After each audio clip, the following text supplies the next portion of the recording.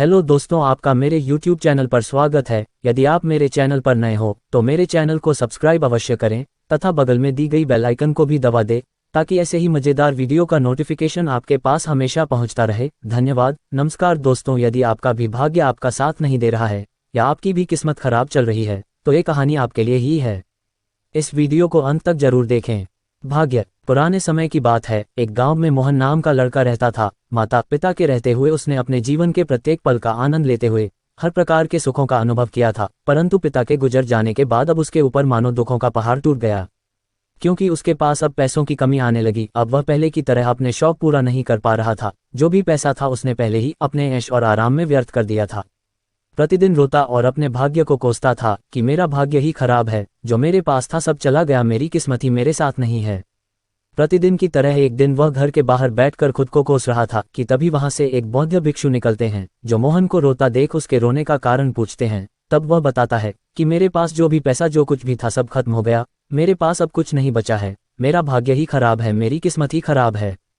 तो भिक्षु बोले, जो तुम ये प्रतिदिन रोते हो और कहते हो कि मेरी किस्मत खराब है, इसी कारण वह तुमसे दूर चला गया है, इसलिए तुम्हारा जीवन खराब चल रहा है। भिक्षु बताते हैं कि अपने गांव की चोटी पर एक महात्मा रहते हैं। तुम्हें यदि अपने जीवन में फिर से सब कुछ ठीक करना है तो तुम्हें अपने गांव की पहाड़ी की चोटी पर जाना होगा। वहां जब तुम जाओगे तो वह महात्मा तुम्हें तुम्हारा भाग्य वापस लौटा देंगे, जिससे तुम्हारे जीवन में खुशियां वापस लौट आएंगी। पहले तो लड़का भिक्षु की बात पर हंसता है, कहता भिक्षु पागल हो गया है, परंतु फिर कोई उपाय न होने के कारण ये भाग्य की तलाश में पहाड़ की चोटी पर महात्मा को ढूंढने निकल जाता है। आधे रास्ते पहुंचता है कि उसे एक चोटी पर बैठा बूढ़ा शेर दिखाई देता है, जो अपने पैरों से चल नहीं पा रहा था। जिसे देख मोहन उससे बचकर निकलने की कोशिश करने लगा तो शेर ने आवाज दी कि रुको, इधर आओ, मेरी बात सुनो, मैं तुम्हारा शिकार नहीं करूंगा। लड़का जाता है और बोलता है, बोलो क्या बात है। शेर पूछता है कि कहाँ जा रहे हो। तब लड़का सारी बात बताता है कि भाग्य की तलाश में पहाड़ की चोटी पर जा रहा हूँ। शेर कहता, ठीक है, वहां जा रहे हो तो मेरी इस बीमारी का इलाज भी पूछाना, मैं लौटने पर तुम्हें तुम्हारा मनचाहा इनाम दूंगा। लड़का कहता, ठीक है। लड़का आगे चलता है कि उसे रास्ते में एक बगीचा मिलता है जहां वो फल खाने के लिए रुकता है, परंतु जैसे ही वो फल को खाता है उसका सारा मुंह कड़वा हो जाता है, क्योंकि उस बगीचे के सारे फल कड़वे थे। तब वहां उस बगीचे का माली आता है और उससे पूछता है, तुम कौन हो, कहाँ जा रहे हो। लड़का माली को भी सारी बात बताता है। तब माली कहता है, यदि आप महात्मा से मिलने जा रहे हैं तो मेरी भी इस समस्या का समाधान पूछ लाना कि आखिर मेरे बगीचे के सारे फल मीठे कैसे होंगे। लड़का कहता, ठीक है, और आगे निकल जाता है।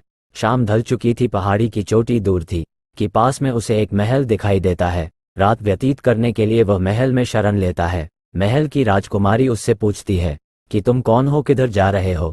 तब लड़का राजकुमारी को भी सारी बात बताता है। तो राजकुमारी भी अपना एक प्रश्न उस लड़के के समक्ष रख देती है कि जब तुम भाग्य की तलाश में जा रहे हो तो मेरा भी एक प्रश्न महात्मा से पूछना कि मेरे पास इतना बड़ा महल, पैसे, सब कुछ है, लेकिन मेरी जिंदगी में खुशी नहीं है, मैं उदास रहती हूँ, मेरी खुशियाँ कब वापस आएंगी। लड़के ने कहा, ठीक है। सुबह लड़का पहाड़ी की चोटी पर पहुँचता है और सच में उसे वहाँ एक महात्मा मिलते हैं। महात्मा से सभी के उत्तर लेकर वह अपनी बात बताता है कि मैं भाग्य की तलाश में आपके पास आया हूँ, मुझे मेरा भाग्य वापस कर दीजिए। महात्मा उत्तर देते हैं, ठीक है, परंतु भाग्य तुम्हारे साथ नहीं, तुम्हारे पीछे आ रहा है, तुम घर जा सकते हो। लड़का कहता, ठीक है। लड़का वापस चोटी से नीचे उतरता है। सबसे पहले महल में जाता है और राजकुमारी को उसका जवाब देता है। उसके बाद माली को उसके प्रश्न का उत्तर देकर अंत में शेर के पास जाता है। तब शेर पूछता है कि क्या महात्मा मिले थे, उन्होंने मेरे प्रश्न का उत्तर दिया, क्या तुम्हें तुम्हारा भाग्य मिल गया। तब लड़का सारी बात बताता है कि तुम्हारे साथ में 2 लोगों के और प्रश्नों को लेकर महात्मा के पास गया था, जिसके उत्तर उन्हें देकर अब अंत में तुम्हारे पास आया हूँ। शेर पूछता है कि कैसे जवाब और क्या प्रश्न थे। तब लड़का बताता है कि सबसे पहले लौटते समय राजकुमारी को उनके प्रश्न का उत्तर दिया। उनके जीवन में पैसे, महल सभी होने के बाद भी खुशियां नहीं थी। तो महात्मा ने उत्तर दिया था कि जिस दिन वह अपने पसंद के लड़के से शादी कर लेंगी तो उनकी समस्या का समाधान हो जाएगा। और अजीब बात यह थी कि उन्होंने मेरे समक्ष ही अपनी शादी का प्रस्ताव रख दिया था। शेर पूछता है, तो इस उत्तर के बदले उन्होंने तुम्हें कुछ उपहार दिया। तो लड़के ने कहा, हाँ। राजकुमारी ने कहा, तुम मुझसे शादी कर लो, इसके बाद ये सारा सोना हीरा महल तुम्हारा हो जाएगा। तब शेर ने फिर पूछा, अच्छा फिर तुमने क्या किया। लड़के ने कहा, अरे करना क्या था, मैं सब कुछ छोड़कर आ गया, मेरा भाग्य मेरे पीछे आ रहा है। मुझे क्या जरूरत। शेर कहता अच्छा फिर कौन मिला और क्या था। उसके प्रश्न का उत्तर तो लड़का बताता है कि फिर बगीचे का माली मिला, उसके बगीचे में कड़वे फल आते थे। जिसके प्रश्न का उत्तर था कि उसके बगीचे के पास जो झरना है उसमें सोना है, यदि किसी दूसरे झरने से बगीचे की सिंचाई की जाएगी तो उस बगीचे में मीठे फल आने लगेंगे, या फिर झरने से सारा सोना निकाल दिया जाए और फिर झरने से सिंचाई की जाए तो बगीचे के सारे फल मीठे हो जाएंगे। जैसे मैंने उस माली को ये बात बताई तो उसने मुझे सारा सोना ले जाने को कहा कि मैं अभी सोना निकाल देता हूँ, तुम सोना ले जाना, मेरे बगीचे में मीठे फल आने लगेंगे। शेर ने पूछा अच्छा फिर तुम सारा सोना ले आए। लड़के ने कहा अरे मेरे पास समय नहीं था, कौन इतना इंतजार करता, अब आखिर मुझे क्या जरूरत, किसी सोने की, मेरा भाग्य मेरे पीछे आ रहा है, क्या करना सोने का। शेर ने फिर कहा और महात्मा ने मेरे प्रश्न का क्या उत्तर दिया। तब लड़के ने कहा हाँ, और आपके प्रश्न का उत्तर दिया है कि आपकी बीमारी तब दूर होगी जब आप दुनिया के किसी सबसे बड़े मूर्ख व्यक्ति का सिर खा लेंगे।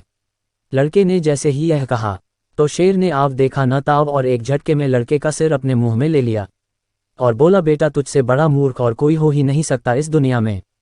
ये कहानी हमें बहुत कुछ सिखाती है कि हम सभी लोगों में बहुत सारे लोग ये सोच कर बैठे हैं कि अभी हमारा लक खराब है, किस्मत खराब है, एक दिन आएगा जब सब कुछ ठीक होगा, हमारा भाग्य हमारा साथ देगा। तो सभी भाग्यवानों से निवेदन है कि भाग्य के भरोसे बैठना छोड़िए और कर्म कीजिए। भाग्य खुद व खुद आपके साथ आएगा। भाग्य आपके ही साथ है। प्रत्येक दिन आपके लिए एक नया अवसर लेकर आता है जिसे आप पहचान नहीं पाते।